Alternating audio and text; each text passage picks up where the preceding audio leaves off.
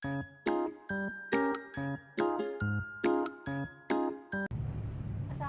warahmatullahi wabarakatuh. Waalaikumsalam warahmatullahi wabarakatuh. Sebelumnya saya ucapkan terima kasih kepada rekan-rekan karena sudah bersedia hadir dalam kegiatan hari ini.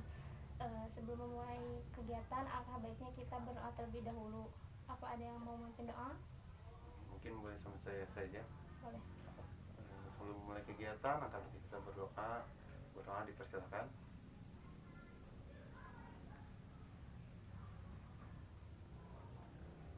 Berdoa selesai.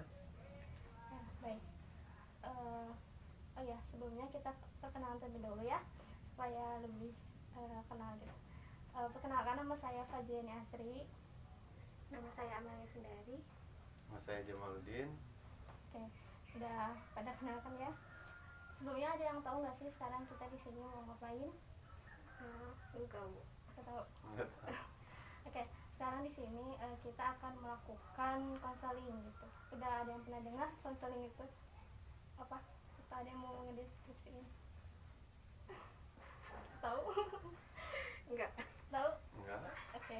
Saya jelasin terlebih dahulu. Jadi konseling itu adalah upaya pemberian bantuan dari konselor kepada konseli agar dapat mengatasi setiap permasalahannya gitu.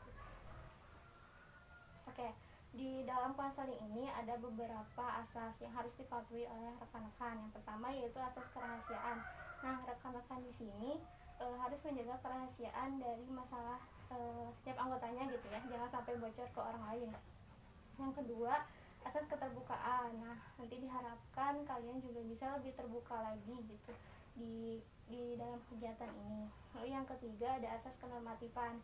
Nah, di mana kalian harus menjaga perkataan gitu ya, supaya tidak menyinggung satu sama lain. Oke, saya jelasin dulu langkah-langkahnya. Nanti kita akan mengungkapkan masalah, lalu kita juga akan berdiskusi, dan nanti di akhir saya akan menyimpulkan dari diskusi kali ini. Tuh, apa ada yang mau ditanyakan terlebih dahulu? Oke, kita langsung saja mengungkapkan masalah masing-masing ya. Ada yang mau mengawali? Mungkin saya dulu, Bu, boleh? Boleh. Izin ya, Bu, kalau masalah yang aku hadapi ini kan sekarang lagi stres, Bu. Karena tugas-tugas yang dikasih guru itu banyak. Kan seharusnya itu dalam 1 minggu itu dikasih tugas oleh satu guru itu satu, dan pengumpulannya juga selama 1 minggu. Nah, guru-guru itu ngasih tugasnya itu banyak, serta kan guru itu guru pelajaran nggak cuma satu, banyak. Nah, jadi karena numpuk jadi stres gitu, Bu. Bingung mau mulai ngerjain apa dulu gitu. Kalau aku sih gitu, Bu. Ya. Oke, jadi masalahnya lebih ke tugas banyak ya. Boleh dilanjut? Mungkin kalau dari saya tuh sama kayak gitu, banyak tugasnya, cuman saya lebih spesifiknya tuh saya pulang sekolah langsung bantu ibu jualan kayak gitu. Mungkin banyak tugas-tugas yang harus saya kerjakan bisa saya laksanakan tuh karena saya lebih ke kayak pingin bantu orang tua dulu gitu. Sedangkan tugas kan nggak bisa ditahan-tahan lagi gitu batas waktunya. Mungkin lebih stres antara kayak gitu sih. Sekarang saya mau nanya dulu ya tentang yang tadi, yang permasalahan tadi. Sejak kapan dirasakan stres itu? Kalau aku sih sejak setelah UTS, Bu. Jadi guru-guru itu pas udah UTS tuh ngasih tugasnya banyak gitu. Kalau Jamal? Kalau saya sih waktu sebelum UTS, soalnya kan kita harus ngapalin juga, terus banyak tugas juga, itu yang buat kayak stres banget tuh. Okay. Terus apa sih yang dirasain? Bisa dijelasin secara detail nggak? Misalnya stres itu kayak gimana gitu yang dirasain? Kalau aku sih yang dirasain kayak pertama sih pusing ya, Bu, karena kurang tidur juga. Tidur itu kan larut malam. Terus kayak nggak bisa ini waktu sih, Bu. Jadi yang tadinya aku harus ngerjain ini tuh kepotong sama nggak harus ngerjain tugas banyak gitu. Sementara yang dikasih tugasnya itu kayak praktek-praktek gitu. Kalau Jamal sendiri Maaf, gimana Bu? apa yang tadi apa yang dirasain gitu, stresnya itu kayak gimana, bisa dijelasin? Mungkin kayak ya mungkin kayak tadi juga saya pusing gitu, sama ke arah yang kayak ya udahlah gitu, jadi malas ngerjainnya. Nah iya. Oh ya. Jadi malas harus ngapain dulu. Iya, soalnya kan pusing gitu, nggak harus ngerjain ini tuh, ya udah jadi dua-duanya enggak gitu, jadi malah kalau ntar ditanya guru malah jadi stres sendiri gitu kan, tugasnya belum. Jadi tugasnya itu dientar-entar. Gitu Itu mengganggu keseharian ya gitu. ya. Iya. Pastinya. Keseharian. Terus upaya apa sih yang udah dilakuin gitu? Upaya sih mungkin baru niat ya Bu. Niat buat bisa ngebagi waktu, tapi belum di jalannya belum maksimal gitu.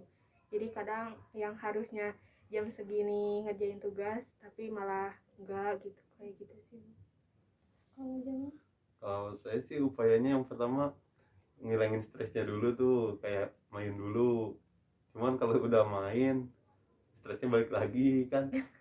Kayak gitu, paling upayanya kayak ngatur dulu nih mana yang deadline-nya paling dekat, kayak gitu sih.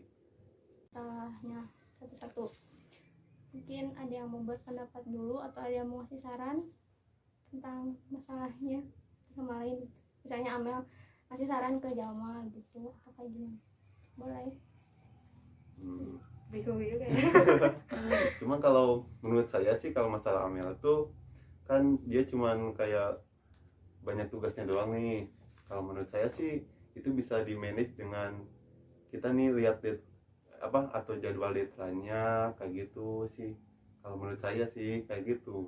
Jadi lebih ngatur jadwal gitu. Ngatur jadwal buat ngerjain tugasnya, mana yang perlu dicepetin atau yang kayak gimana nya. Ada yang lain? Kalau yang masalah Jamal mungkin kan masalahnya itu stres, nggak hanya belajar aja ya. Iya. Terus harus ngebantuin orang tua. Nah kalau menurut aku sih nanti pas kan ada tugas, pas pulang sekolah itu kan jadwalnya itu sambil ngebantuin orang tua. Nah sebisa mungkin kita luangkan waktu itu sambil ngerjain tugas gitu, sedikit-sedikit. Kan kalau misalkan jaga toko kan masih kalau nunggu pelanggan kan masih waktu kita kosong. Nah jadi menyempatkan waktu di situ gitu, atau mungkin ngebantu orang tua dari pulang sekolah sampai sore. Nah nanti malamnya sampai jam 8 atau jam 9 kita ngerjain tugas. Oke. Jadi intinya lebih sama ya gitu, mengatur waktu. Iya. Jadi dijadwalin lagi gitu. Oke. saya jelasin terlebih dahulu ya tentang stres ini. Stres ini bisa diartikan sebagai suatu respon penyesuaian seorang terhadap situasi gitu. Mungkin yang tadi diungkapin masalahnya itu mungkin belum bisa beradaptasi gitu ya sama mungkin tugasnya yang banyak, atau misalnya yang tadi bantu orang tua mungkin belum bisa untuk beradaptasi. Nah betulnya tadi salah satu solusinya itu yaitu membuat jadwal gitu biar lebih tertata gitu, jadi istilahnya nggak keteteran kayak gitu. Ada yang mau ditanyakan atau ada yang mau mengungkapkan pendapat? Mungkin terkait yang tadi ya Bu, masalah stres yang udah dipaparkan sama aku sama Jamal. Nah apakah ada solusi buat nantinya gitu Bu, biar enggak stres lagi? Ya sebetulnya yang tadi ya solusinya, yang kuncinya itu membuat jadwal gitu. Kita harus konsisten ya dengan jadwal itu gitu, jangan kita cuma buat aja tapi nggak dilakuin, ya sama aja bohong gitu istilahnya kayak gitu. Mungkin itu aja sih lebih terus juga ubah mindset kita gitu, karena stres itu kan kayak kita pikiran negatif gitu ya tentang satu hal. Ya kita coba untuk ubah mindset kita menjadi lebih berpikir positif gitu, lebih rileks lagi. Kalau misalnya emang udah mumet banget gitu, kita bisa berhenti dulu atau apa kayak dengerin lagu atau apapun gitu yang lebih tenang, lebih rileks gitu. Mungkin itu sih. Ada yang mengungkapkan pendapat lagi? Ada yang mau ditanyakan? Mungkin kalau kan biasanya kalau misalkan stres nih, kalau saya tuh larinya ke HP gitu. Nah kalau kayak gitu gimana sih Bu cara membatasin buat main HP-nya itu? Kayak kalau udah main HP tuh udah kayak ya udah seharian sampai tugas kayak gitu. Ya jangan sampai lupa waktu. Harus ada batasan, harus bisa mengontrol diri sendiri gitu ya, karena ya itu tadi apa sih ya, biar aktivitasnya itu apa Lebih tertata lagi. iya kayak gitu Oh, udah. ya. Mungkin itu ada lagi, Mungkin cukup kali Bu. udah tahu kan ya tentang cara menyelesaikan permasalahannya. Iya. Saya tahu. Saya mau nanya dulu nih, apa rasanya setelah melakukan konseling ini? Boleh? Aku dulu boleh? Boleh. Mungkin kita jadi tahu ya Bu, bagaimana caranya pertama menghilangkan stres dulu, kemudian kita jadi tahu harus bisa memanage waktu gitu, mana yang harus ngerjain tugas lebih awal atau enggak. Kemudian apa ya, mungkin udah. Kalau dari saya sih kayak rasa relax gitu, karena kan kalau stres tuh kayak ingin ngungkapin cuman bingung gitu Susah kalau ya. bingung untuk ngungkapinnya. Nah mungkin karena adanya konseling ini saya jadi lebih relax, lebih bisa berpikir jernih lagi buat nyelesain masalahnya saya lagi kayak gitu. Oke. Apa sih yang dapat kalian simpulkan gitu? Saya mau tanya dulu. Mungkin untuk kesimpulannya kalau dari saya sih kegiatan konseling ini sebagai sarana buat ngungkapin suatu masalah sih ya. Jadi kalau misalkan ada masalah kayak stres kayak gitu lebih enak gitu kalau ke konseling, soalnya kan lebih kayak fokus gitu kalau ngungkapin masalahnya itu. Mungkin dari saya segitu sih. Iya, jadi lebih terbuka mungkin ya Bu ya. Nah mungkin lebih terbuka Yang lagi. tadinya bingung mau bicara sama siapa, tapi adanya konseling ini kita bisa terbuka gitu, bisa ngungkapin masalah juga Iya. gitu, dan pastinya dapat solusi juga gitu dari hasil konseling ini. iya. Oke. Terus apa sih yang mau kalian lakuin ke depannya? Rencana apa?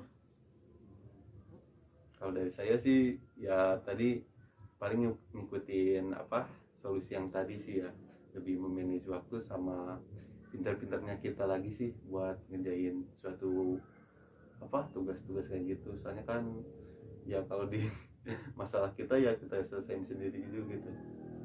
Mungkin dari saya itu. Iya sih Bu, sama kayak Jamal. Jadi lebih ke memanage waktu dengan baik aja. Yang tadinya mungkin jadi malas buat ngerjain tugas karena bingung mau ngerjain apa dulu gitu. Nah sekarang udah tahu, jadi mana dulu deadline yang harus dikerjakan gitu tugasnya. Perasaannya tuh jadi lebih apa? Relax tadi. Relax, lebih terbuka, lebih nyantai sih. Santai.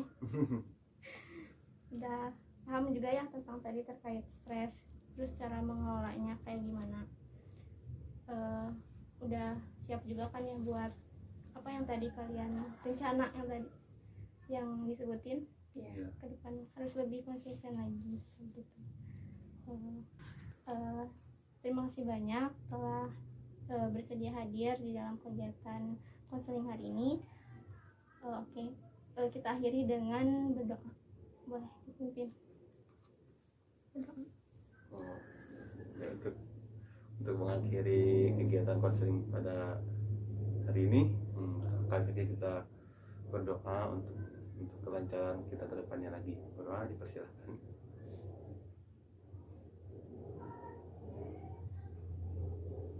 Sudah selesai. Wassalamualaikum warahmatullahi wabarakatuh. Waalaikumsalam. Waalaikumsalam warahmatullahi wabarakatuh.